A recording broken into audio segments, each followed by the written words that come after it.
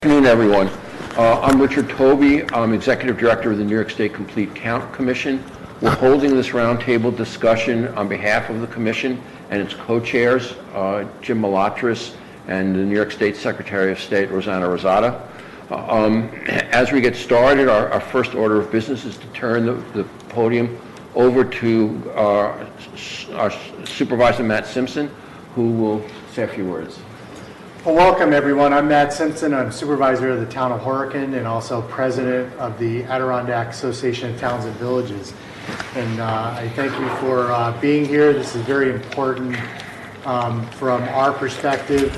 There's just so much linked to an accurate census, and it's been a while since one's been completed. So I'm excited to be here, and thank you again for being here. Thank you very much, and thank you for being here with us. So what I'd like to do now is ask the people at the front to introduce themselves. So why don't we start here? Yep.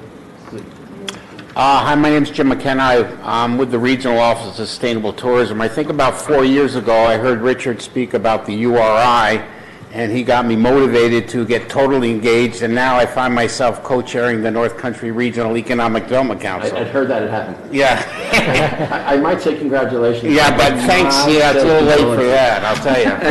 I spent all morning on it. Well, thank you for that work. Okay. Yeah, I think I'll turn it on. My name is Liz Burkowski. I'm Deputy Director of the Commission. I'm Lisa Moore, Assistant Regional Census Manager of the New York Regional Census Center.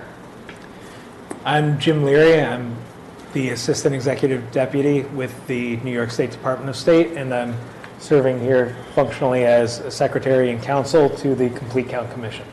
Okay. And our two guests here? I'm Connie Prickett, Vice President of Communications and Strategic Initiatives with the Adirondack Foundation. Okay, thanks. And I'm Matt Corey. I'm actually from the North Country Library System in Watertown. Okay, great. Nice to see you again. Yeah, you've been at an earlier meeting, right? Yep. Thank you. And then Lee Park is in the back, who's the Public Information Officer for the Commission. Thank you for being here. So with that, I think we should just get started. So Sure. Lisa, would you please? Yeah, so I'm going to go through a census briefing, a Census 101 on the upcoming 2020 census. All right. So our overall mission at the Census Bureau is to count every person living in the United States. So that's our bottom line goal, and we want to make sure we're counting them in the correct place. So we want to count them once, only once, and in the right location. So that's our end goal for that. But the U.S. Census Bureau, so we're one of the largest statistical agencies. We conduct over 130 surveys every single year.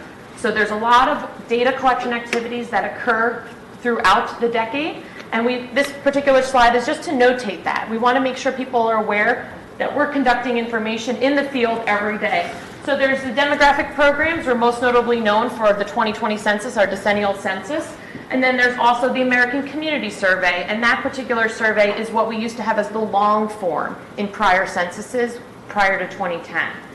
That's conducted every single month, and we provide yearly estimates from that. The current population survey, that survey feeds into our unemployment rate. So that data is collected every single month, and then it's published the first Friday of every month of the following month. That feeds into our nation's unemployment rate in specific states from there. American Housing Survey, and that's providing the tenureship of homes and vacancy rates in different areas. And then we also have a separate side of the house, which is our economic programs. We have a lot of economic indicators, an economic census that's conducted every 5 years, and then a census of government. So just overall, there's a lot of work that's going on every single day in the life of Census Bureau, but then more specifically during the 2020 census. So what is the census? Like I said, it's counting every single person once and only once. It is mandated by the Constitution, and that's where we stand today. It's conducted every 10 years, years ending in 0.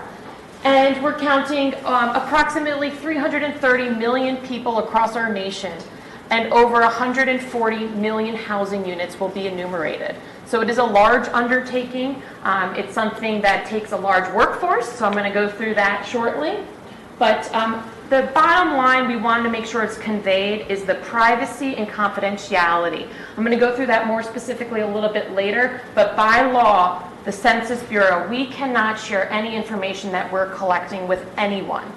We cannot share information with any other federal, state, local agencies. We can't share data with law enforcement agencies or any private organization. So we take that very seriously at that oath of confidentiality. So this is just the overall design for the 2020 census. So there's 4 different phases we have listed here. It's establishing where to count. So making sure this summer we want to make sure our address database is 100% up to date, because that address database will feed in our invitations that will be sent out next March.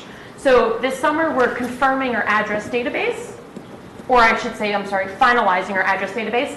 And then we're going to be moving into motivating people to respond. So from today, from months ago and all throughout the next year, we're educating, creating awareness that the census is coming, that it's important, and then motivating people to respond to the 2020 census. So our efforts right now are strongly in this motivating people for that. We want to then be prepared for counting of the population. So mid-March of next year, everyone will receive an invitation to participate in the 2020 census. There's different methods for 2020. For the first time, it will be online, over the phone. Subsequent to that, if the household does not respond online or over the phone, they will then receive a paper questionnaire in the mail. So we are making sure they still have 3 methods to participate as a self-response. Following the self-response, that's where we then, in mid-May of next year, go door to door to addresses that did not complete the census. So we'll go into that a little bit later on. And then within that, by the end of July, we've completed our enumeration, our census numbers. We've completed all of our outreach. For that, we then have to make sure all of the data is published at aggregate level for the president, December 31st, 2020. So what we like to say in our presentations is just we go through the jobs first. So it's a large undertaking to conduct a census. So we're going to go through some of the job opportunities to the local area, and then we'll go through the safe, easy, and important for that. So the area census offices. There's going to be 45 offices throughout our region. Throughout New York State, there will be 8 offices in upstate, excluding New York City. So there's a lot of area census offices local to the community. These are operational offices. So these are offices where they will be managing our field staff. They'll be providing administrative support, technical support. They are not necessarily, they're not going to be where people can drop off a questionnaire. That's similar, that happened in 2010, but it's a little bit different now with the online and over the phone methods available. So there's some office positions listed here. There's field positions. Within Essex County, so right here, we have to recruit over 600 applicants to conduct the census in May of 2020. So, mid-March next year, everyone will be invited to participate, and then mid-May, those that did not self-respond, we then would be going in the field door to door. So we're recruiting over 600 applicants just within Essex County. That field position pays $17 per hour. So it is a great second job, part-time job. It's flexible, working evenings and weekends. So that's something that we really want to make sure everyone's aware of. There's 2 different websites for our positions. The bulk of our hiring, where we're hiring several thousands, applicants throughout our region, is the 2020census.gov/jobs. So that's our largest recruiting effort, is going to be conducted at that website. So these, it's a little bit hard to see, but these are the area census offices for upstate New York area. So this area would be serviced by our Albany ACO, and again, these are just operational offices. These are where they're going to be managing payroll, HR, and IT support for all of the field staff that's local to the community. Okay. So we'll go through now the It's Safe portion. So we want to make sure that this message, so our message overall is it's safe, it's easy, and it's important to complete. So first off, it's safe. Every piece of data we collect is protected by federal law, which means we cannot share that information with anyone. So it's the title code, it's Title 13 of the U.S. law.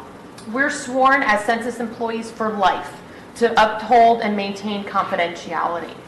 So if anyone were to disclose information, we would be subject to 5 years imprisonment and a $250,000 fine. So we take it very seriously. Every piece of data we collect is for statistical purposes only, and it cannot be used against any individual. Any data provided cannot be used against any individual. So it's safe to participate in the census. We go through, it's easy to participate for the census. So 4 ways to respond in 2020. Online and over the phone for the first time. Following that, if a household has not self-responded, they will still have the opportunity to do that paper form. There's a lot of people that are traditionalists. They've always filled it out on paper. They still say they want to fill it out on paper. They will have that opportunity to do that. And we want to make sure everyone's aware of that. We know there's areas where there's pockets of internet connectivity where there's concerns for that. So they'll still have the opportunity to complete it online. Via paper as well. And then the 4th option of participating is the personal visit, the non-response follow-up, where we then go to addresses who have not responded to the census. So the questions that are currently on the census questionnaire are name, age, date of birth, race and origin, Hispanic origin, citizenship question, relationship to the head of household that's indicated on the questionnaire, gender, tenure, whether you own or rent your home, and then several operational questions. The operational questions are there to see, we want to make sure, did you miss anyone? Did you miss any young children? Or are you including anyone who might not actually live or stay here most of the time? So there's the overcount or an undercount. We want to make sure we're properly identifying in a home that we're visiting. Internet choice, internet first, I'll go through that, staggered mailing options, and then multiple languages. So I'm going to go through that in the next few slides. So self-response. So this is the calendar in which we're going to be self-responding. So in mid-March of 2020, addresses will receive an invitation to participate in the 2020 census, either online or over the phone. That's 80% of our nation. A portion of that, the remaining 20%, some of that will be up in an area what's considered update leave, where we're actually dropping off paper questionnaires, and then another subset of that will actually be receiving a paper questionnaire in the mail in addition. But 80% of our addresses will be receiving a packet in the mail to participate online or over the phone. That's mailing number 1. Then there's going to be subsequent mailing. So mailing 2 is going to be a reminder. After mid-March, if you haven't participated, we're going to send a reminder out to complete the census. Then the 3rd mailing will be a postcard, and to follow up with a postcard to see, hey, just a reminder, it's not too late. You can still complete it online or over the phone. 4th mailing will be that paper questionnaire. You'll receive that paper questionnaire as well as being able to complete it online if you so choose at that point. But the option will be there, the 4th mailing, the paper questionnaire. And then lastly, it's just going to be you got all 4 mailings. Can you still self-respond? If not, then we will proceed with enumeration in the field where census takers go door to door. Okay? So then our languages that are available. So the paper questionnaire in the center of the cloud, the language cloud you see, the Spanish will be our paper questionnaire and English. So the paper questionnaire will be in English and Spanish. The languages surrounding that are in a darker boldish color, purple. Those are our 12 non-English languages that will be supported online and over the phone. So you can turn the census questionnaire online to Arabic, Korean, Russian, Portuguese, Haitian Creole, French. You can switch the online questionnaire to that, or you can call a specific phone number and complete the questionnaire over the phone with somebody who speaks Russian. So we want to make sure they have that number, and then they can call that and actually answer a hello in the language in which they speak. The languages surrounding our 12 non-English languages, in total, the whole picture encompasses 59 languages. The other languages will be provided in a print job aid to complete the census questionnaire, as well as videos online to help complete the questionnaire in those languages. So those are the additional languages. We know there's more than 59 languages in the United States. This hits a large percent, almost 99% of the population, the language is spoken. However, languages that are not supported there, that's where we're seeking for feedback from local communities, and we're hiring partnership specialists to work local in the community. So we want to make sure we're meeting other language needs in local communities. So feedback, we appreciate that, and that's where we want to definitely recruit and hire staff that speak the language locally. So it's important. So safe, easy, and important. So now on to the important piece of the pie. So the census will determine the number of seats each state gets in the United States House of Representatives. So it is a political power lies on the 2020 census. Also from that, the data, they will define congressional districts, state legislative districts, voting precincts, and school districts. So the data will parse out districts based upon that. It also determines the allocation of over $675 billion for federal programs. It's a large sum of money every year that's disseminated throughout our nation. That's funding for Medicaid, SNAP, National School Lunch Programs, highway construction and planning programs, community block grants, so getting a development grant in a local community. That's all funded by census data. They use census data to distribute the funding for that. So it's very important for that. And we need to get it right. This benchmark, so getting the population count in 2020, the federal funding will be dependent on what's calculated in 2020 for the next 10 years. So the benchmark is very important for us. So we have this other part that's going to fulfill the 2020 census, and that's complete count committees. So these are critical. These are a group of individuals locally who want and care about the community to share the message that the census is safe, easy, and important. They understand the need for achieving a complete and accurate count. So the success of the census is working with all of our partners and making sure the development of complete count committees are in every community. Hard to count communities, they're in communities where we've got faith-based local leaders that are reaching out. We have immigrant populations. We have specific language needs that are being met. Each group of individuals that want to make sure the census is complete and accurate for their community. So complete count committees is very important with the success of a census. So the 2020 census phases, and this is just our overall phase. So currently, like I mentioned, we're in the education and awareness phase. So we're making sure everyone's aware it's coming and what's the point of the 2020 census. What's the purpose of the census? So we're in the education and awareness phase. That continues all the way through March of next year. March of 2020, we're in the motivation phase. We want to make sure people understand what's in it for me. What's in it for me? Why should I participate? Outside of it's the law, it's in the Constitution to participate. What's in it for me? So the motivating starts mid-March of next year, making sure people are aware that they need to participate. Then we go through a reminder phase, and then we go through a thank you phase after the census is officially conducted in the field. So we've got some tools that are going on. These are some complete count committee tools that are very helpful for local areas to participate and using this to better their analysis and their own outreach. Where to start. So there's these are several links, and we can share this out with everyone from here. But I'm going to go more specifically through a census application that we have in-house, and it's available to everyone, to the public. It's on census.gov/Rome. It's our response outreach area mapper. So I'm going to go through that shortly. But the third bullet up here is the most critical for a successful census, and that's the local knowledge. Everyone has such a powerful impact to making the census a success, and making sure your local knowledge is being shared with others is very important. So it's a little hard to see, but we've got the response outreach area mapper. So on this map, I have listed this actual address. So I was telling Rich earlier, the side of the block behind us is their self-response is we anticipate to be higher than across the street. So this is based on historical data on 2010 participation, and then also on ACS updates, American Community Survey updates annually.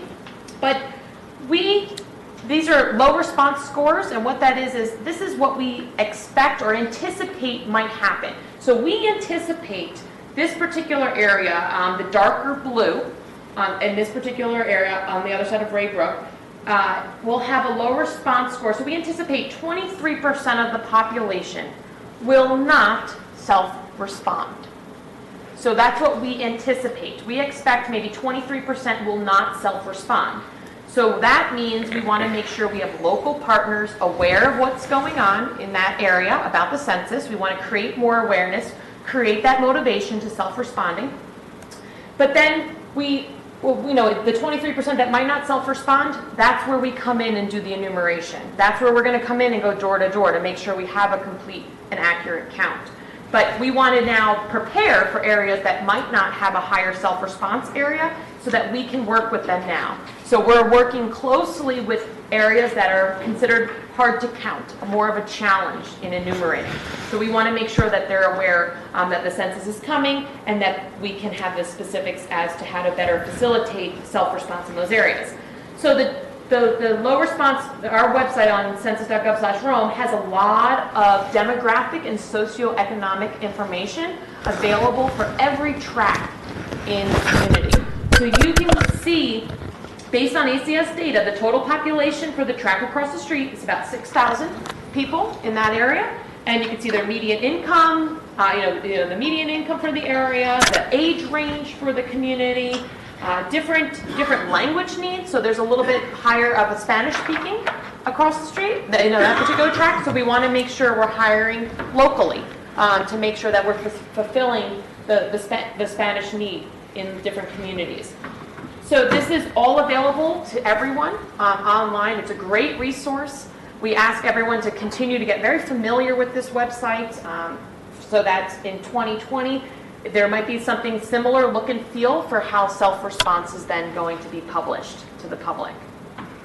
So getting familiar is a great thing. The data dissemination program, this is our last big pitch for this. This is a free resource to you. So you want to understand your community better. You don't know where to go for the data. You don't understand what criteria or characteristics you should try to focus your outreach on. We have a whole program that can come and help you develop information, pull data off of our websites. I understand what type of information is available, down to the zip code, down to the tract level, depending upon your needs. Developing grants, they can help pull information together to generate grant information for you, workshops. It's a great resource. It's free, and we want to make sure everyone's aware of this so that they can come and help do a statistical review of your area or your concerns or anything that you're passionate about. They are a free resource to work with you. So that's our data dissemination program. And then just overall, our social media accounts, connecting with us. Our 2020 census.gov website is live. So that's a website in which has a lot of the latest information. A lot of our publications, our flyers, all go to that as soon as it's made readily available for that. General contact information. That's what I have. Thank you. Thank you. Do we have questions for Lisa? Jim? Yeah, thank you for that presentation. I thought it was very helpful. I especially appreciate the walkthrough of the general timeframes. And I know that there's been a large commitment, or a commitment of about 500 million, is that right, towards media and messaging that's going to go out? Nationwide. Nationwide, right. And so I imagine a lot of that will be focused in the awareness period as well as the education motivation. Now for education, one thing that people are always acutely aware of, now more than ever, are phone scams and things of that nature. So what I took from your presentation is that people are going to be contacted, for the first time, multiple times by the census, but it's all going to be paper-based communication, right? So is it true that no one should expect to have information solicited from them by the Census Bureau through a phone call or an email? Correct. So everyone will receive paper communication. and they can complete the census online. They call a census phone number. So that's something that we are working to make sure people are aware, is that the census won't be calling you. So we're aware of the scams, that we're prepared that they will come up, that people, but we also want to let people know that we're not asking for social security number, we're not asking for money, and we want to make sure that they're aware that what we're not asking for, so if they hear that, they should let us know, and we'll do the research and try to make sure that that ceases. But no, we would not be calling anyone to complete the census over the phone. That's a great question. And along those lines, what identification tools or messaging will there be about letting people know when it is time for the enumerators to be deployed? Here's how you identify, here's what an enumerator looks like, and here's the things that only a true enumerator would have, so that people can, one, be friendlier to their local enumerator, but also be on guard that someone coming to their house, who might not be an enumerator, and be able to ask questions that could truly show, oh yeah, this person is a true enumerator. How So they would have a Census Federal ID. So they would have a Census Bureau ID, and that's the first thing they're trained to do, is to show their ID and state their full name. We let people know, if their name is, Bobby, but their list says Robert, they need to be using their actual federal name that's on their Census ID. So they would have that. And we also have, if anyone is concerned, somebody's knocking on their door, they're not certain, they don't want to open up, they can contact us, and we'll provide to make sure that they're aware that that person actually does work for us, and they're actually in your community collecting data. And no enumerators go out until May of 2020, right? That would be the first time enumerators are out there? Or did you say something about, like, there's going to be 20% of people across the nation who are actually having people go and drop stuff off at their house for the invitations that you talked about? So there's a small subset in areas that typically don't have the internet connectivity, or they have some mailing issues. They would get something dropped off at it's called Update Leave. They get something dropped off at their area. I don't have the specifics of the locations, down to like a tract area that would have that.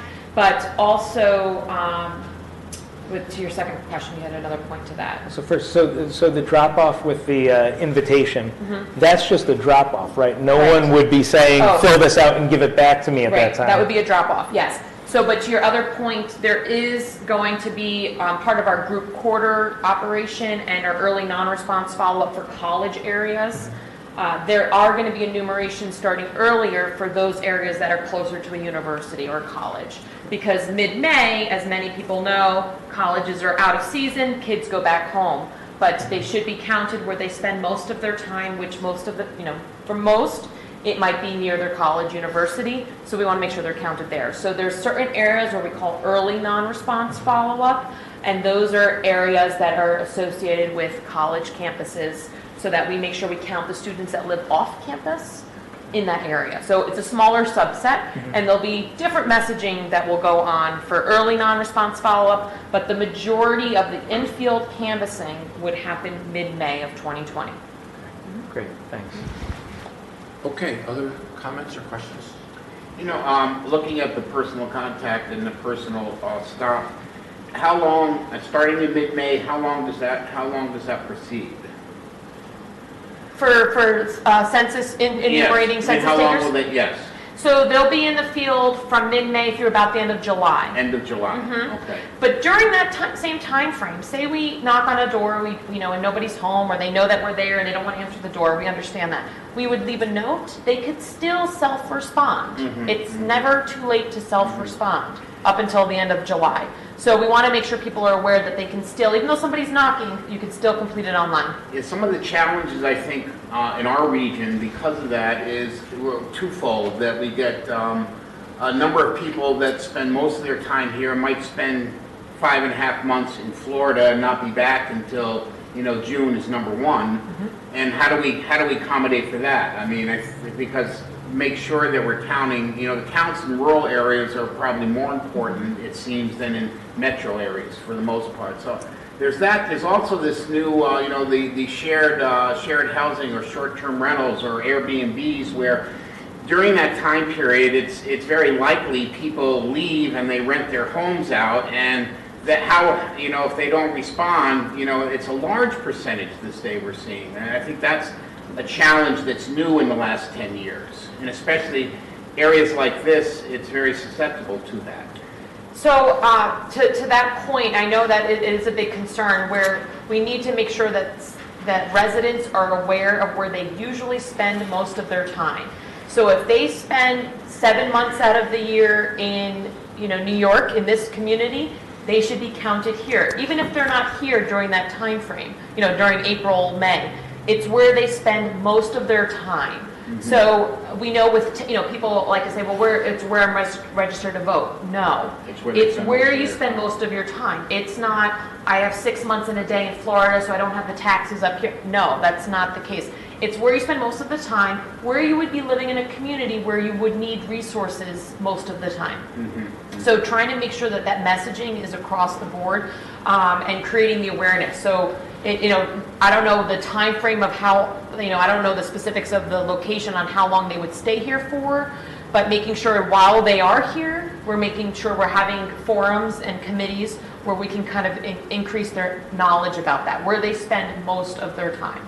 Okay. Mm-hmm. Can you describe your process a little bit more for how the complete count local committees, how are they formed? Mm-hmm. So really what happens is, you know, I would talk with you, you would have, you know, say, hey, you know, informally, but hey, Lisa, can you come over and do a presentation about, I'm going to have 20 people together. Can you come over and do similar presentation to this? I want to make sure they're all aware about it. We come, we do a presentation at whatever time you indicate. And then from there, we would say, these are people in the room. Let's start brainstorming ideas of how we can increase awareness. And then we have separate complete count committee trainings we can do.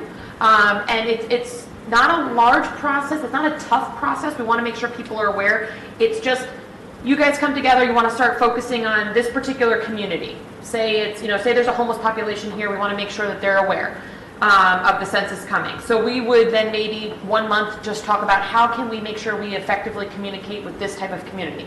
Then you guys schedule another month meeting. And it's, okay, how are we doing with, you know, homeless population? Now let's start focusing on the schools. September's coming. Let's make sure all of the children know about the census, and let's make sure their parents are aware about the census. So now our focus this month is on, if that's something that you're interested in. So it's just a group of individuals that either meet regularly already.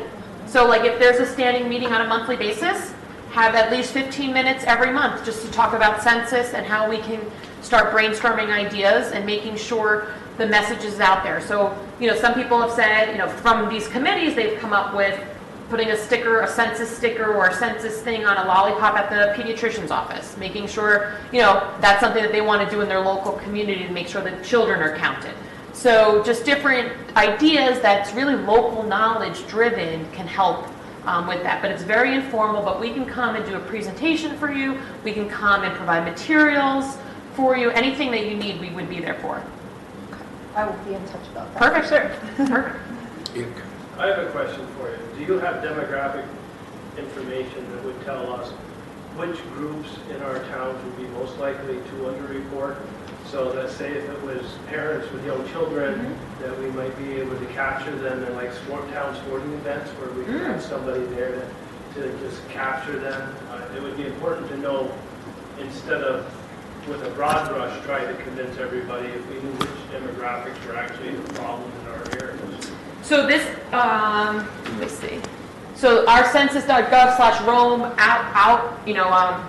outreach mapper. So on this website, you'll be able to see the population under 5 is 1.99% in the hard to count tract. Probably not the largest area of concern in the tract across the street, but there might be, you know, there might be a Hispanic population of 11.25 across this, you know, I'm just saying across the street, but in that tract, below poverty.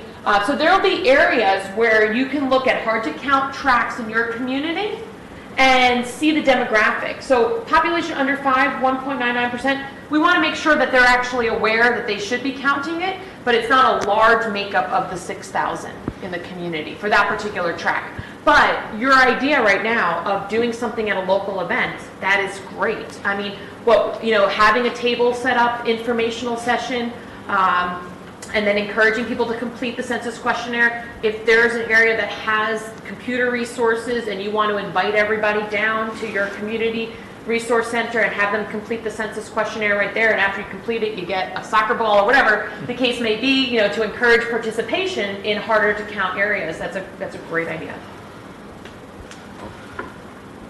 Yeah. And we can also work with you.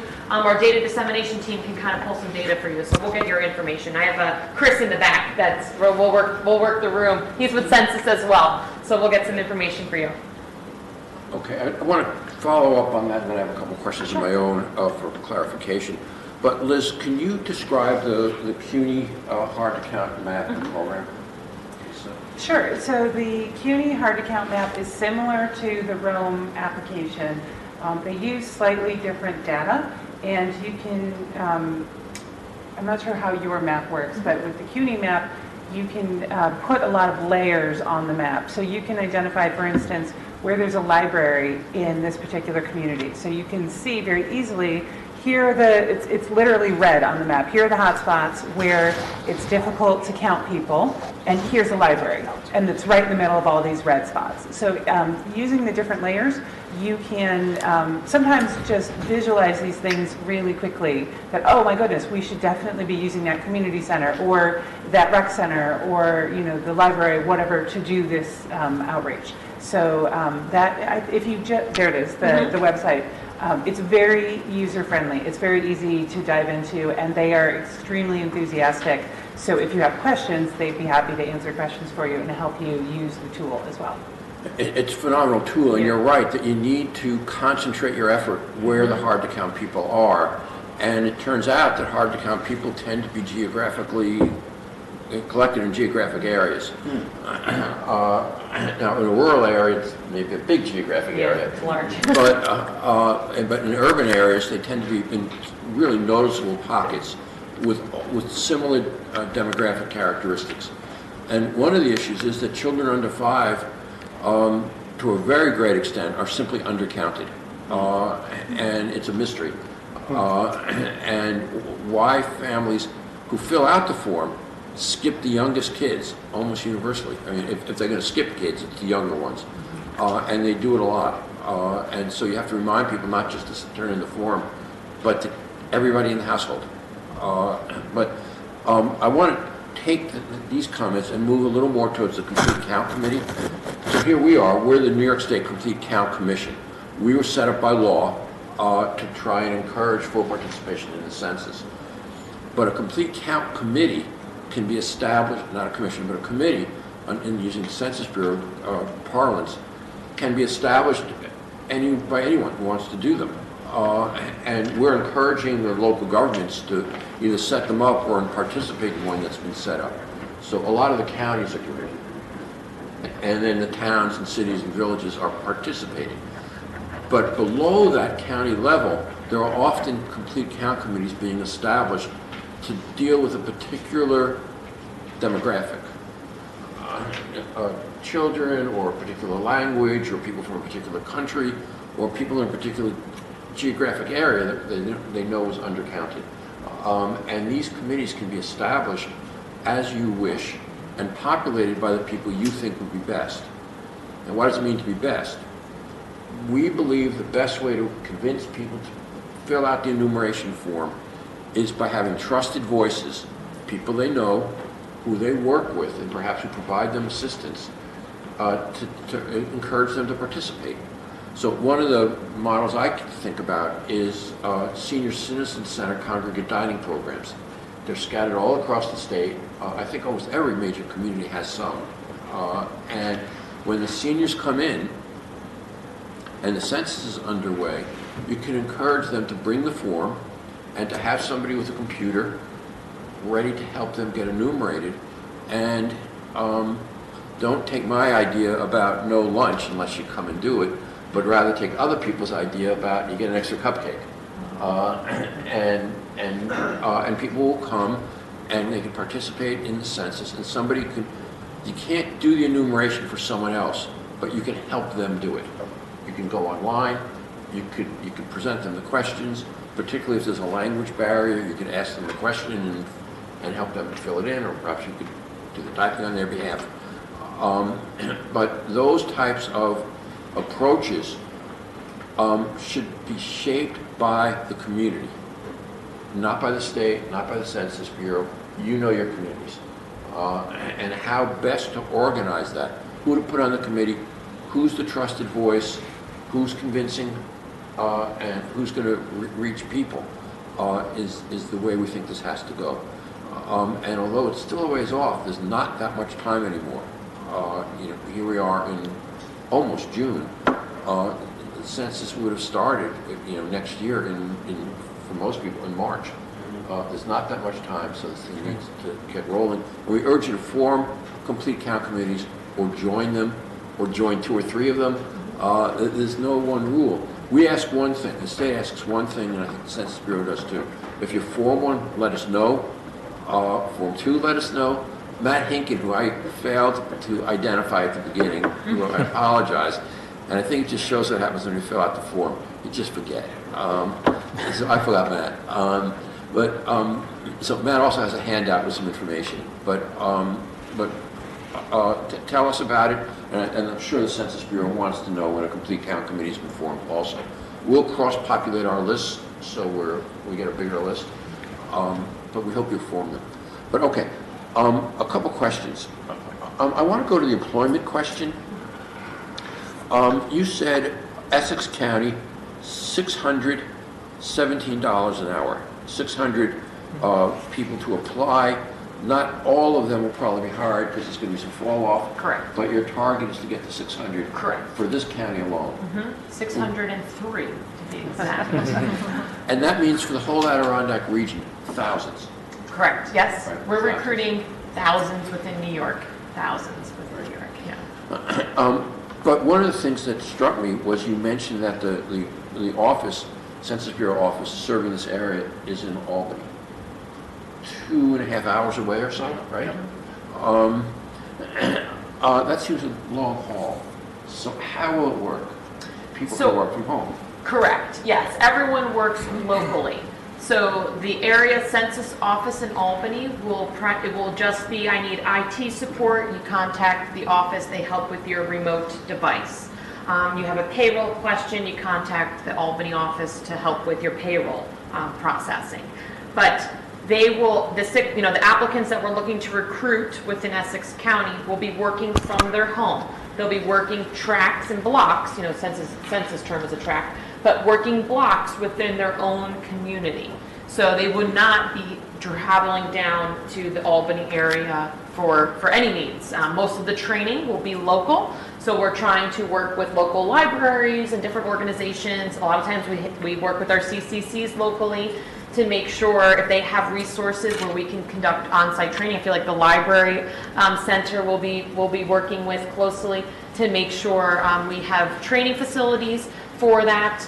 The training for staff that will be working in the field will be 1 day in classroom, then it would be 5 days at home, some home assignments, and then 1 day back in the classroom, so that we're trying to accommodate those that have a full-time job so that they don't have to take off a full week of work to come and work for the census. We want to be as flexible as possible. They can be successful working evenings and weekends. It is part-time.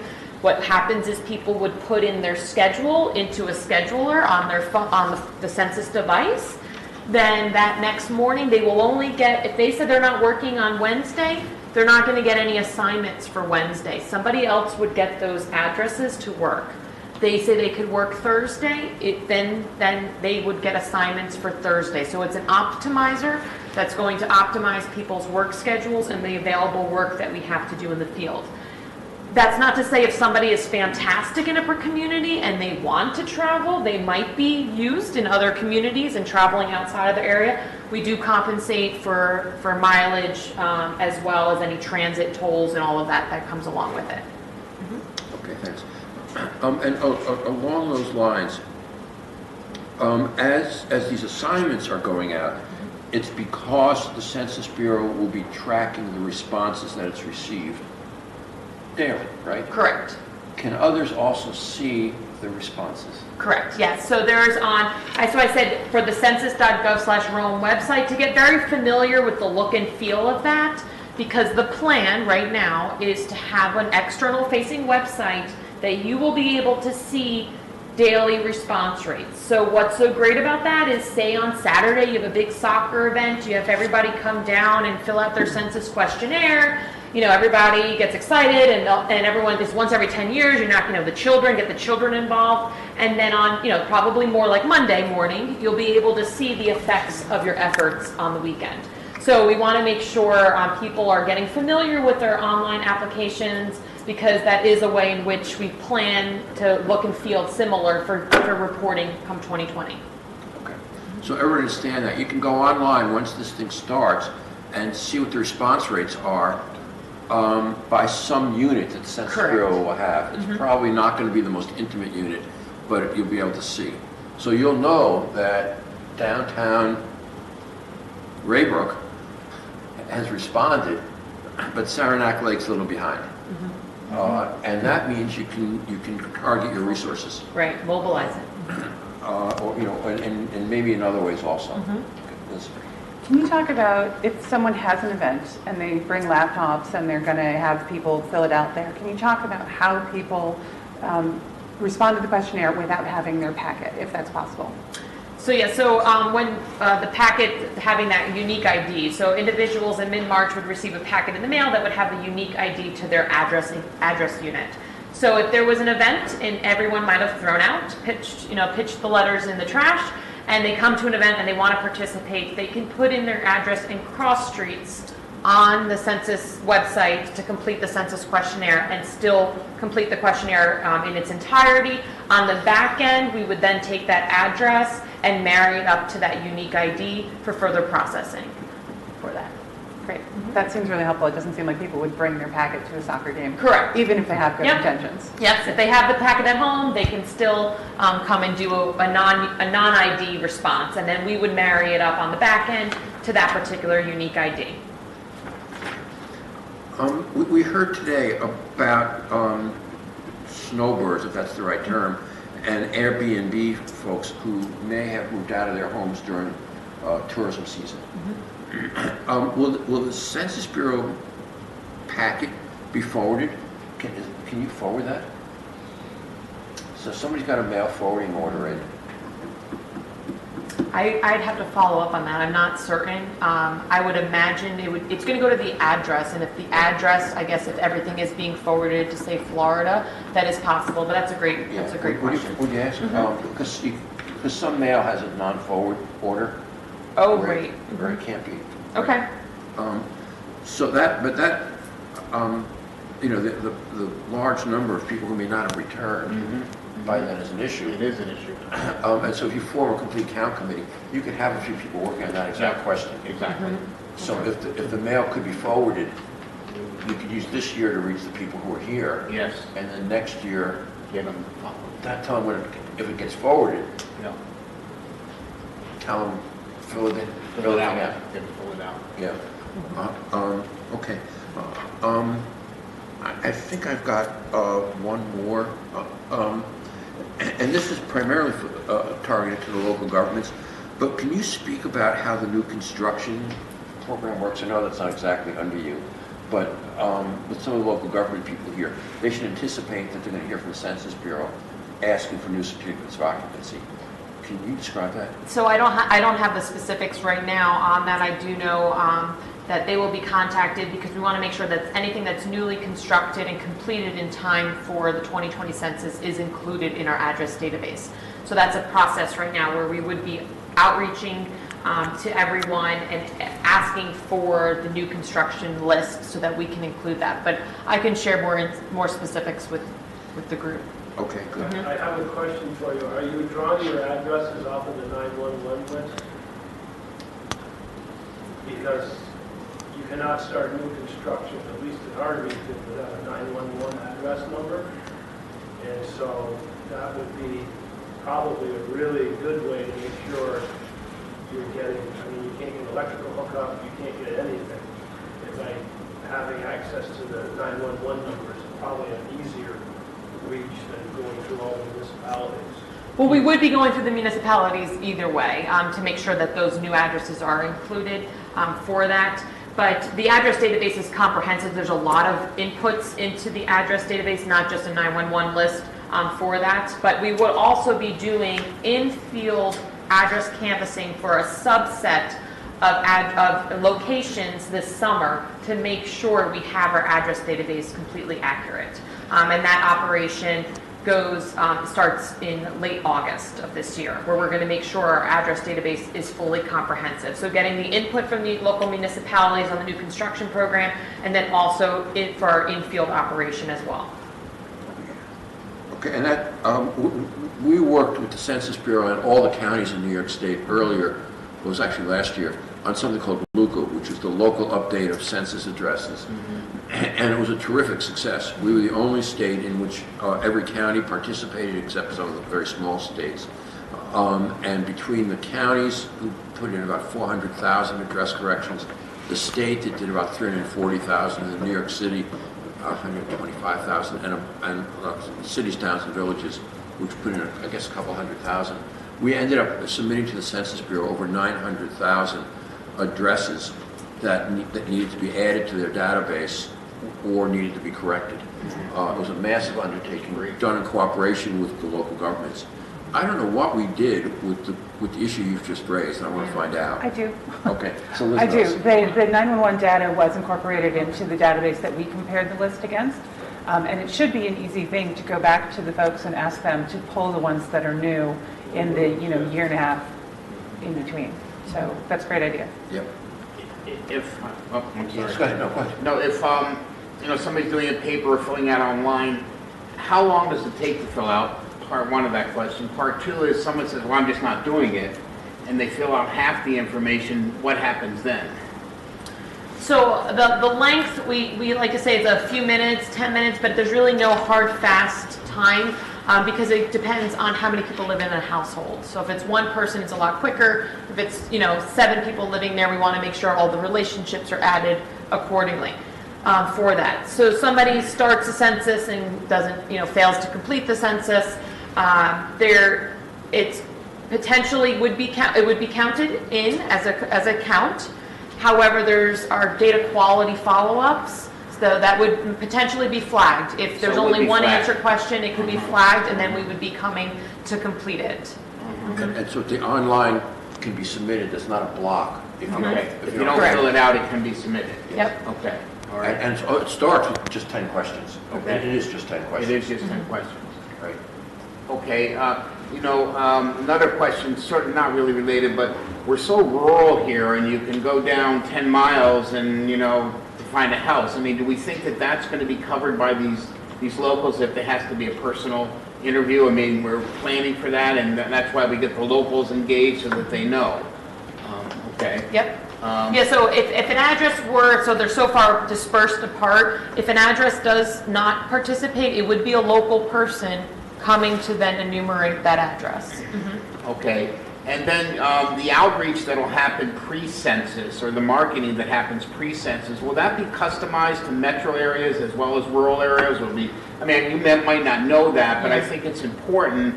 I mean, some of the issues that people, I should fill it out, might be different across those areas. And, and certainly not your area, I know, but somehow making it, giving people the real reason why it affects them personally. I just said, I know you're probably not engaged in that, but I think that the differences of why somebody in a metropolitan area might take the time to do it as opposed to a rural area could be different. Right. So the media campaign is at a national level. Yep. And so there will be focuses on rural areas and metro areas. It won't necessarily be specific to say New York City and New York City and New York rural for that. But there will be a point where we can then develop more in-house materials. Of course, going through our public information office for approvals for all of that. But the what's in it for me and the localized is really where we want to have the conversation with you as to what drives, what will be a driving motivator in this community. So that's really where it's so powerful, it's so impactful and powerful for every leader here to share that knowledge, so that we can then share that messaging with others in the local community. Okay, that's good. And, you know, it seems that, I mean, I'm not sure, and one of those things, I couldn't really read it all, but sort of lower income demographics are less likely to fill out, so then that will be targeted, okay? And sort of could we request our count to be done between mid-July and mid-August where our population doubles? I was thinking the same thing. You can request anything you want. Okay. We'll take it back.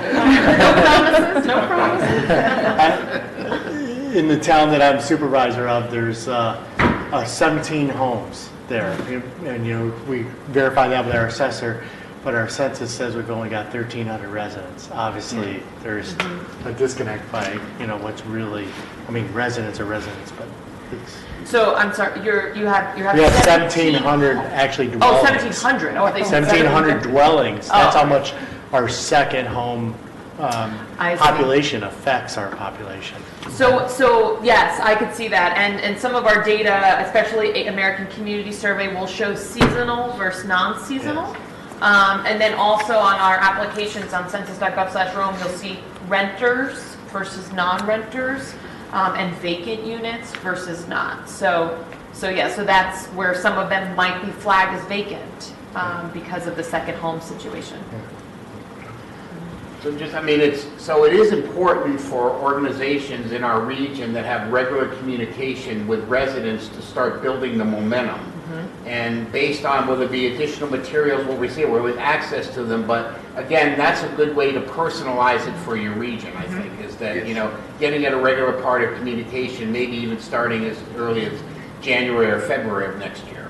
Oh, we would say like June. June, okay. Oh, yeah, okay. June of next month, yes. And that's, you know, that's probably a good way to personalize it, why it's important for our region. Yeah, and just having that conversation, you know, each month. If there's already, we don't want you to have to do more work. We know everyone has a lot on their plate, in general, life and, you know, personal and work and all of that. So anything that's already established, tack on, a 10, 15-minute conversation about why it's important and get their ideas. Why is it important? Because we're going to have more, you know, police officers within a particular area. The fire stations we're going to get an extra truck because our population will show growth. And we want to make sure it takes less time to get to a hospital because we have a larger population. We're going to get that extra ambulance. Different ways that people see it every day. That's really impactful. I think it's important that we identify those things like that, and other than, well, it's going to change the congressional district, or it's going to, because that doesn't make, you know, we got to personalize the importance. Correct. That's right. And to some extent, it'll be different in each place. Yep, To some extent, it'll be similar. I want to, both by analogy and also to toot our own horn, give you an idea of how the state's approaching this also. We are going to have every state agency that has any significant contact with the public develop a contact plan for the census. Right. And so the Department of Labor has done one as a template for other agencies. Department of Labor has 96 one-stop work sites. There'll be a computer at every one of them that's available to do the census. There'll be staff trained. There'll be posters and billboards, posters. When people come in, they'll be urged to do the census. I think we'll have a banner on the communications over the next year that says, remember to do the census. And so their plan is really quite comprehensive. And in all of the ways they contact the public, they work with migrant farmers, they do a whole lot of other stuff. They will be saying census, census, census. That doesn't cost us much at all. But we'll be training staff, we'll be having people available. There's already computers there, there's a lobby there, people can come in and we'll help them. And they have contact with more than 1 million people a year. Right. So we're going to do that across the platform of state agencies. I think local governments can look at their own contacts, right? All the clerk's offices are places, right? All the clerk's offices, you know, have a clerk who gets asked 1 million questions, right? All kinds of stuff. And they could just be all trained up. We could go through the Association of Clerks and train them. on what they need to do. Maybe they'll have a computer that they can use. The libraries are the no-brainers, right? Right. So you'll talk about that later. But for all the places that government in particular has contacts, just activate them. Just get people motivated. Right. And we all see how important it is. Yeah. That's also true for business, right? So, all the stewards, all the McDonald's, all the, if they're willing to do it, it would be a good thing. So, if we can do it, you guys can do it. Right. So I have one more question for Lisa, and in a way it shows the diversity of what's on people's minds. This is, I think, the ninth one of the sessions, right, that we've held? Eighth, ninth. In most places, people are asking us about immigrants and languages and the citizenship question and a lot of things like that. But Liz and I were at an event at the very start of this in a very rural county in western New York, and the question came up as to what were the obstacles in that county to get people to be enumerated. And the then chair of the legislature said, the Amish are tough, the Indians are very tough, and the sportsmen think the Blackhawks are going to come and get their guns. Yeah. And it's a concern. So Lisa, is there a question on the census form about guns, ownership of guns in the household? No, So there's nothing. nothing, no questions. So No we would questions. never ask it, nor So would we we can get report that it. out. Does the American Community Survey That is include good. that? Yeah, nothing at all. I've never seen it on any of our surveys. The only survey that it would have been in was the fishing and hunting survey, but I will check on ACS, but it's definitely not on the 2020 census. And to that point, we are looking for partnership specialists. We are working to post an Amish community culturally engaged individual. So we are, that's like where we get the feedback and we go to then post. We had a lot of great feedback from all of these sessions, and that's where we're trying to hire them to meet the needs of every community. We can probably help you with that a little bit. I know at least one guy who's, the Amish tend to come in and they gravitate towards one or two people outside their community or help getting from place to place, or they just gravitate towards a couple of people. So I think the Amish communities, I know one guy that is connected to the Amish communities. He picks them up, drives them around, he has a great time with them, but we can find people like that. Yeah, so when the position goes live, we will blast it out. Chris will share it with everyone. When the position goes live, they still have to apply for it. But it sounds like that gentleman should be on a CCC locally, so that when the time comes, they can come and help them with the questionnaire. So that's something that's a great resource to know about. But yes, we'll share it. As soon as the job comes out, we will let you know. But they can now apply on 2020census.gov/jobs for a field position. So, once we start doing the enumeration, so if he would like to work for the Census Bureau, he applies online, and then he can work in the local community as a census taker. Okay, and do you have a handout? Just a couple? With For email what? address? For email? Yeah. I have my business card I can hand out? Yeah. Okay, so anybody needs to follow up, Lisa will let you know how to do that. Yep, it's there. Okay, I think we're going to move on. So it looks like, Jim, you're next. Oh, I thought I gave all my stuff. Well, why it's important, I think we all recognize the general importance of the survey and what it means, or the census, and what it really means for us from all the government programs and everything else. But, in our type of area where, our population of the park is, 150 or a little under somewhere? 130. 130 or less. Or less. And we have to provide services for, 12 million plus people on an annual basis. It becomes especially important that we have the resources to support the community infrastructure primarily. So, identifying many of the areas we've already identified and reaching out and having our local organizations getting engaged in that, I think is going to be really ultimately important for us as we try to move this program forward for our benefit. I mean, the 7 counties, 3 of the 7 counties in the North Country lead the state in primary area, which is unemployment, which is not a good thing for us. And I've also recently read that the North Country also leads in another area, which is 6% migration over the last year. So it's ultimately important that we get accurate numbers. And a lot of it, there's a lot of peculiarities, I think, probably not like other rural areas of America, but it's getting those locals engaged. I mean, I think we could probably all think of examples in the Adirondacks or North Country where someone's getting a little smart and say, well, I'm going to put a trailer out here and rent it out. And it's still the same address, and we're going to lose them. So they're only going to be reached through a marketing campaign. So, I mean, I think we have to think,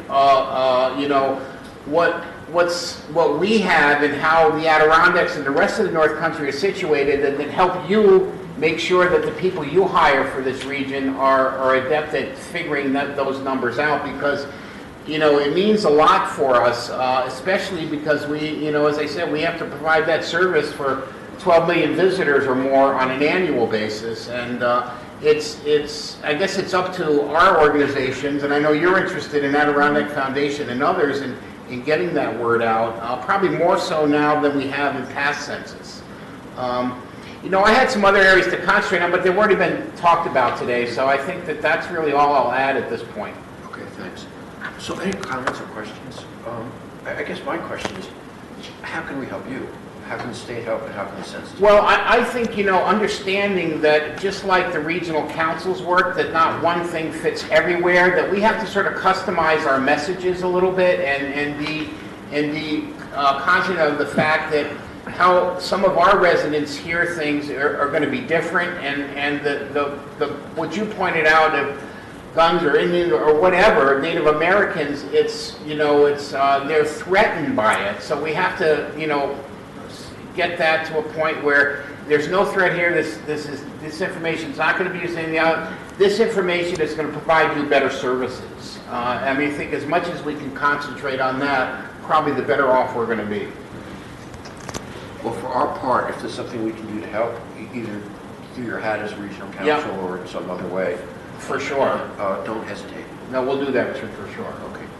So our town, as a supervisor of a town, we've got it's a great opportunity to get this message out. Do we work with the county, as in, Warren County, they're handling the census on behalf of all the towns that didn't opt out? I can't give a global answer to that question because it's different in each place. Okay. And I think I think, if you don't mind my saying this, ask the county what it's doing. Okay. And I don't think Warren County's not formed a complete count committee, right? Not that. No, yeah. No. So we've got a running list of those that have. Okay. But I think, we could do it in June 3rd, when we're all together again. But you could do it before that too. Okay. And ask them what they're doing. Are they inclined? Okay. And I like to think that the collaboration is better than not. Okay. So if you can form a collaboration, that's great. If not, there's nothing that prevents you from either doing it yourself or joining with other towns, villages, whatever. There are some places where there's traditional hostility between a big city and a big county, and some of them are cooperating and some of them not so much. Let them figure it out. Yeah. Okay. Yeah. So do you have some language, because my community puts out 4 times a year a newsletter, and unfortunately it's my turn to write the article. Did you say that? That sounds like fortunately. It's going to be about census. It would be good to have good, useful information put into that newsletter, or if we so deem it, we could actually give you a page on that newsletter for our community with your information. However, it would look like that it would look best. Yeah, we wrote some articles for the Association of Towns and for NYSAC, the Conference of New York State Associated Counties, excuse me. And so we wrote some articles for them during the Luca phase, and we'd be happy to help. I'm sure the Census Bureau would also. Yep. Census Bureau, do you have your toolkit yet for complete count committees? Ready? Yes, we have a toolkit for complete count committees. And then we publish for all of our partners a partnership letter. So we would have, this organization, or we come to your organization and talk to you, interview you, and include your organization or, committee in our letters as well. So we can definitely pair up and help. What's your deadline? Yeah. June 9th. Okay, I've got time. Yeah. We'd be happy to contribute, the Census Bureau would. We can talk about it either way. The one thing about our newsletter, our community members say they read it cover to cover. So we've got, it's usually 10 pages. So if you wanted a page all to yourself, I think I could arrange that to our volunteer editor. We would definitely want to include the jobs website information, so we'll definitely send that over as well. Are there many other communities that do a newsletter like that you're aware of? We all do. I do. You do? Fair amount do. I think some of them are, we only used to do like 4 pages until we got the new editor, and she was an English teacher. So we grew. Yeah, I think there's a lot of communities. It just depends on the size of the newsletter. Okay. That's great. Do you have an idea how we could reach those that have them? Well, I don't know about that, but in our community, you could probably, in our county, you could probably go to the supervisors. We don't have a board of supervisors. We have legislators, but the supervisors meet on a monthly basis, and that would be an opportunity to talk to all of them, and you instantly know who did and who did not have a newsletter. Okay. So let's raise that when we're with you. Yeah, I think that'd be great. And even in the Association of Towns publication that they do, I'm Yes. sure you. Yeah, we've done that, and we should go back and revisit it. But That goes to usually it goes to every board member, every representative, and then they can forward that. Okay. All right, so Callie Brooks is not here, but I'm here. I'm not Callie. I'm Connie Prickett with Adirondack Foundation, and a lot of the points that I have are already. We're so grateful that you guys are here, and that this is great to have this locally, and we want to help. So that's why we're hearing just a little bit about who we are. We are a community foundation, and so we interact with all the nonprofits across the region. We also coordinate an alliance called the Birth to 3 Alliance, Adirondack Birth to 3 Alliance, and I think we would love for you to come to one of those meetings, because then that's across 3 counties, Essex, Franklin, and Clinton. and those people, I think they're trusted in maybe some of those harder to reach communities. So I think that would be a really good start for us to, if you're particularly saying those young people are not often counted. So that's one way. Then we just sort of statewide, we're sort of staying abreast of this issue through other funders alliances and getting great information that way, and just trying to be there and be helpful. So Are you guys part of the Census Equity Fund? we are. Okay. Yes. So we have coordinated a call with the New York Community Trust through that census with some of the funders in our Adirondack coalition, so that we're trying to spread the news about that fund and about how we can all be helpful and play a role. So Great. I had heard that they were particularly concerned about the Adirondack region because of the challenges and because it's not an area they traditionally operate in, those other funders. So yeah, we're here. Good. We're here to represent the Adirondacks as funders, and we have that connection to them. But I think I was on some webinar that you were in person, and I was at one point through that alliance. So that's really why I probably did not say that as articulately as Callie would, but that's why we're here. we'll tell you said that. And we are just really eager to help. Great. Good, thanks. Are there any questions for the foundations? No, I think the committee piece of it, the local county committee sounds like a good place that we could probably be most helpful. Right. This has to be a devolved effort, right? And it has to reflect how the strengths and problems in each of the communities. And we won't. There's just no way. Okay. So we now turn to the part of the program where we ask people who have indicated they wish to speak to us to do so, if they're here. The first is George Fournier. George? Okay, and then I think it's Yanni Pareja? Yanni? Oh, okay, so Matt Corey. Matt Corey, North Country Library System. Yep. And we're located in Watertown, New York.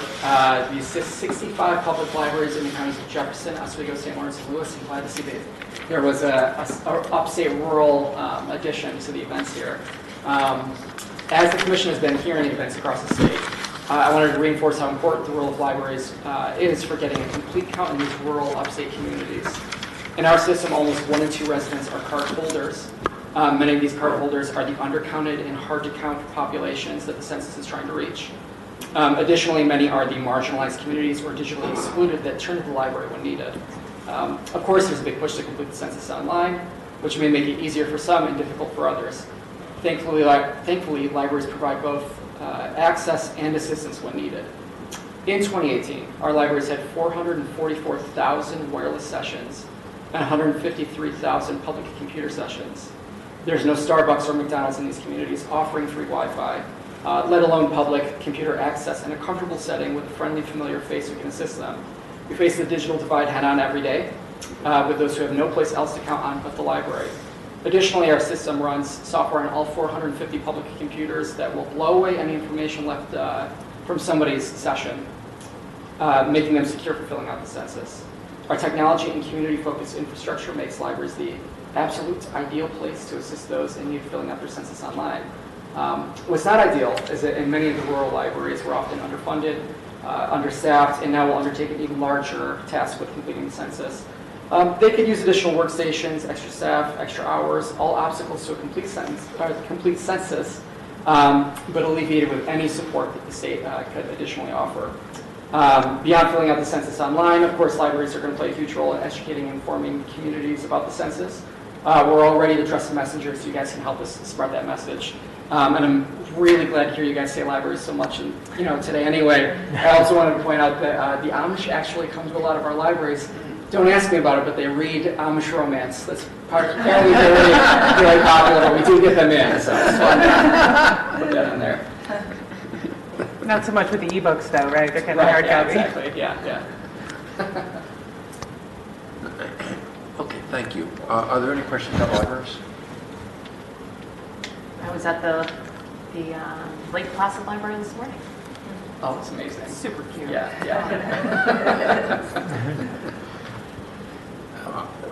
All right. Is there anyone else in the? Oh, yeah. I'm sorry.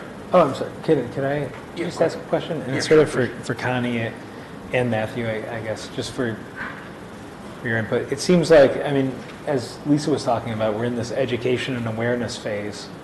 And it seems to me, at least from the state agency's perspective, but what we're hearing a lot is, trusted voices are the most effective communicators, especially for folks in those hard-to-count areas and populations to turn them from being reluctant to fill out a form to actually doing it. But it seems like there's an information gap, and I'm wondering if you would agree, not an information gap because there's not information out there, but it seems to me it would be very helpful for not-for-profits, libraries alike, to know as you want to message, right, and as you're talking to other not-for-profits or your community groups or your local library systems and the folks who work there, it seems like if a lot of money is going into, at the national level, design of media campaigns, there's certain messages that are tested as effective, even if it's effective for different demographics. like the sooner that information could be shared in a way that's accessible for groups, whether it's a state agency looking to message to licensees or not-for-profits talking to their stakeholders and customers, or libraries talking to the folks who come into them. Would you agree that it would be very helpful to have sort of those tested messages like safe, easy, important with talking point information underneath them? You know, is that something that, you know, would be very helpful for you to have as you're communicating with your networks? I would say yes, definitely. I love those 3 words that you just put, like, and I wrote them down, because that kind of thing will be very helpful, yeah. Yeah, so I think for our census colleagues, like, you know, Right, so from our, people know where to find that stuff. So what we would do is, you know, we have a lot of promotional materials here. We take folders and rolly suitcases with us with materials that share the message for that. Most of the documents that we have right now are not part of the larger media campaign. It's more of an internal process that's going on now. But as the promotional materials from the contractor rolls into our hands, we disseminate immediately. As soon as something comes online, we just received last week this flyer in Spanish, so we then start now messaging that out to everyone. As soon as something becomes publicly available on our website, it's also publicly available to download.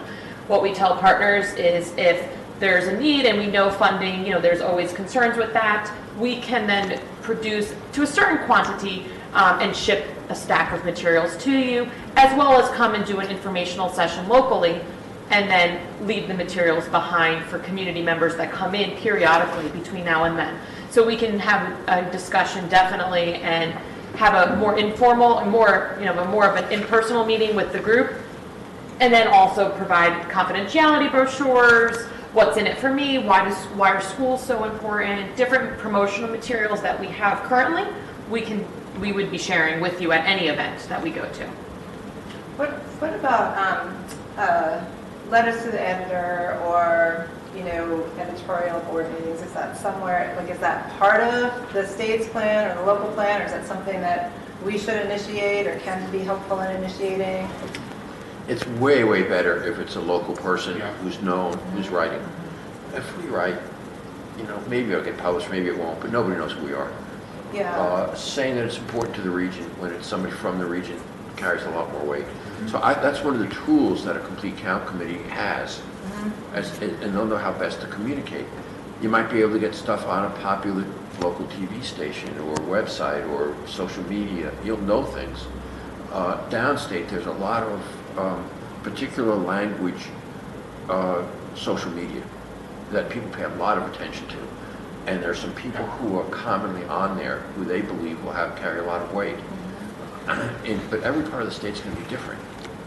I don't know if there's social media that's effective, you know, in these communities. I just don't know. But we would. And so I think that's for you to do. So when I say it's devolved decision making, to me that's the opposite of command and control. You don't wait for somebody to tell you to do it. You do it, right? You talk about it. You get some people involved. It's not a surprise, Right. but you don't wait. But we can provide the link to the information you need, the knowledge, the dates, you know, all that kind of stuff. Yeah. Great. So there's, like, to that question also, the drop-in articles. So we have examples in which you can kind of take and then add in a couple, you know, tidbits for your local community and then just publish. Yeah. So we could definitely help, like a drop-in article, we can definitely help with that. Great. Yeah. And I know that, you know, Rich, to the point about complete count committees and other things, reaching those trusted voices is important. And even if it's at a very local level or a very, you know, network level, a complete count committee, formal or informal, can be an effective way in thinking about the composition of that. You know, you can reach out to groups like, there's a lot of statistics in drug abuse prevention that say, you know, one of the most trusted voices for families and youth are youth sports coaches. So, you know, getting those rec departments or YMCAs or JCCs, you know, on board could be a great avenue to getting, you know, youth sports and those trusted voices messaging about things that are important in a way that's listened to. But turning from that, I had one question about filling out things, because I think sometimes, even though it's out there and it's in the instructions, it could trip people up. Now, when you're filling out the number of people at a household or at a property, you're doing everyone who's residing there, right? So for instance, if a person's a grandmother and they have a grandchild living with them, even though the parents of that child or the mother of that child might be living somewhere else in their own apartment, that grandmother shouldn't think, well, my daughter would report on her daughter.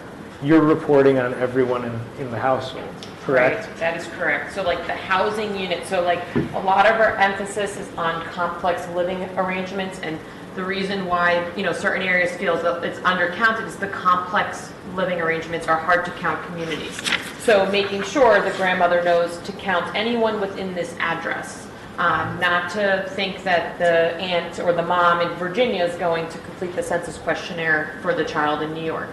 Making sure that we don't, in some homes, I think we mentioned earlier that there was a trailer that was added onto the property. That's not necessarily a housing unit per our visual analysis, but making sure the community knows that everyone should be participating, so that if they go to the grocery store, they know, if there's like a flyer in the grocery store, make sure you complete your questionnaire, because they might, think that they don't need to do it because they are not legally on the property, in a housing unit that might be considered a legal structure. So we want to make sure that everyone's aware that they need to participate in completing it, and focusing on complex living arrangements where there are multiple generations. We have a lot of immigrant communities come in, six families could be living in one house, and until they get enough funding under their belt to buy or rent their own home, we want to make sure that all six families are included on one form. That's why we can't say how long the questionnaire will take, because if there's 30 people in a household, it will take obviously a lot longer. But everyone needs to complete it in that sense. Right. So like a couple other examples. If there was an offset garage, right, with an apartment built above it, the invitation and the form might come to the house on that property, right?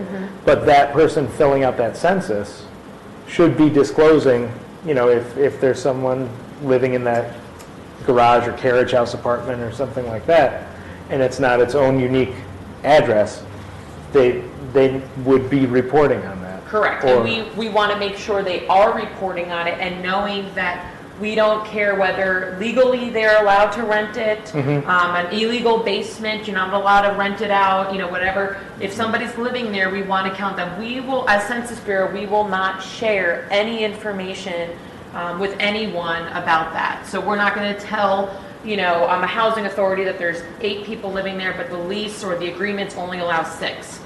That's not something we're reporting on. We want to make sure the actual counts are held. Right. And then so another thing that comes up that just would be my last example of that would be to get your, so like the Clark Griswold example from National Lampoon's Christmas Vacation, right? If Cousin Eddie comes with an RV and comes on your property and it's mobile, but they're living there, and that's not its own address, and Clark gets the census form, he should disclose Cousin Eddie, the wife, and those kids, right? If they're living there most of the time, yes. on that property. Yep. Okay. Okay. Matt Hinkins prepared a one-page handout on behalf of the New York State Complete Count Committee. It's got our web address on it, had a link to the governor's website. Please pick it up on the way out. It's also a way to reach us. And then I want to close by first of all thanking our host, Matt. Thank you. Thank you. Thank you very much, and for the elected officials and for the people who have come to speak today. On behalf of the governor and our co-chairs, Jim Malatras and Roseanne Rosado, the Secretary of State, from the Complete Count Commission, I want to thank you all for participating.